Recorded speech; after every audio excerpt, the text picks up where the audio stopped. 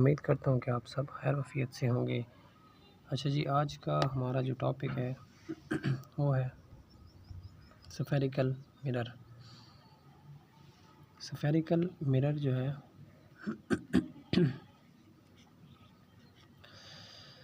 Spherical mirror इस sphere का सा होता है। Spherical mirror is a type of mirror that has shape of piece cut out of spherical surface। तो यानी कि स्फेरिकल सरफेस होती है और इसका एक टूटा हुआ टुकड़ा होता है, यह एक टूटे हुए टुकड़े की शेप का होता है। स्फेरिकल का मतलब गोल होता है, यानी कि स्फेरिकल सरफेस थी, उसका हमने एक टुकड़ा तोड़ा, उसका पीस अलहदा किया, तो ये स्फेरिकल मिरर उस चीज़ का होता है। स्फेरिकल मिरर की दो टाइप्स होती हैं। कनकेव मिरर, कनकेव मिरर जो है वो बिल्कुल एक स्पून यानी कि चम्मच का जो अंदरूनी हिस्सा है उस तरह होता है, और इसकी जो अंदरूनी सरफेस होती है वो रिफ्लेक्टिंग होती है और ये इमेज पैदा करती है। ये इमेज जो होती है स्मॉलर होती है, लार्जर होती है, सेम साइज़ होता है और उलट होती है, दाएं बाएं में फ़र्क होता है। Centre of curved surface P pole, यानी कि जो उस मिरर का जो सेंटर ऑफ कर्व्ड है उसको पी पोल्स कहते हैं, और centre of surface whose part is concave mirror is called centre of curvature. Principal axis जो है वो ज्वाइन करता है पोल और सेंटर ऑफ कर्वेचर को, यानी कि पोल और सेंटर ऑफ कर्वेचर को आपस में जोड़ता है। यानी कि फॉर एग्जांपल ये हमारे पास एक कनकेव मिरर है और इसका ये जो मरकज़ हिस्सा है इसको हम पोल से पी से ज़ाहिर करते हैं। ये प्रिंसिपल फोकस पॉइंट है जहाँ पर जो रेज़ है इस मिरर के साथ टकरा कर आकर एक कॉमन पॉइंट पर मिलती हैं, यानी कि वो कॉमन पॉइंट जहाँ पर रेज़ मिरर से टकराने के बाद एक ही पॉइंट पर आकर मिलती हैं उसको हम प्रिंसिपल फोकस कहेंगे। यह है हमारे पास सेंटर ऑफ कर्वेचर, यानी कि जिस तरह एक दायरे का मरकज़ होता है, यानी कि यहाँ से मरकज़ से लेकर इस पोल तक का जो एरिया है ये सेंटर ऑफ कर्वेचर है। अब ये प्रिंसिपल फोकस है, ये पोल है और ये हमारे पास एक कनकेव मिरर है। सबसे हम पहले ये बात देखते हैं कि हमारे पास ये ऑब्जेक्ट है, ये कोई जिस्म पड़ा था। अब जिस्म से रेज़ निकली हैं और कनकेव मिरर से टकराई हैं। टकराने के बाद ये एक एफ पॉइंट यानी कि प्रिंसिपल फोकस से गुज़र कर गई हैं। दूसरी रेज़ निकली है, ये पोल से गुज़र कर आई है। अब इसका जो इमेज होगा ये यहाँ पर बनेगा और ये जो इमेज होगा ये इमेज उलट होगा, छोटा होगा और वर्चुअल होगा। यानी कि जो इमेज बनेगा ये हम पढ़ सकते हैं कि if the object is very near object beyond the principal focus mirror form real smaller and upside down, यानी कि उलट इमेज बनेगा, अपसाइड डाउन होगा। यानी कि यहाँ पर जो रेज़ आई थी इसने यहाँ से टकराया और एक फोकस पॉइंट से गुजर गई, दूसरी रेज़ आई वो पोल से गुजरी, और जहाँ पर ये दोनों रेज़ आकर मिलती हैं वहाँ पर इमेज बनेगा, लेकिन ये इमेज इस इमेज से उलट होगा, छोटा होगा, रियल होगा और इन्वर्टेड होगा।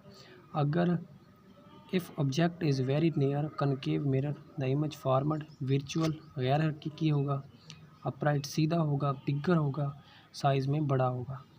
यानी कि अगर फॉर एग्ज़ाम्पल हमारे पास ऑब्जेक्ट था, ये वाला ऑब्जेक्ट है, ये बिल्कुल इस कनकेव मिरर के करीब पड़ा है, यानी कि अगर ऑब्जेक्ट कनकेव मिरर के बिल्कुल साथ पड़ा है तो उसका जो इमेज बनेगा वो बिल्कुल वर्चुअल होगा, अपराइट सीधा होगा और उसका जो साइज़ है वो ऑब्जेक्ट से ज़्यादा होगा।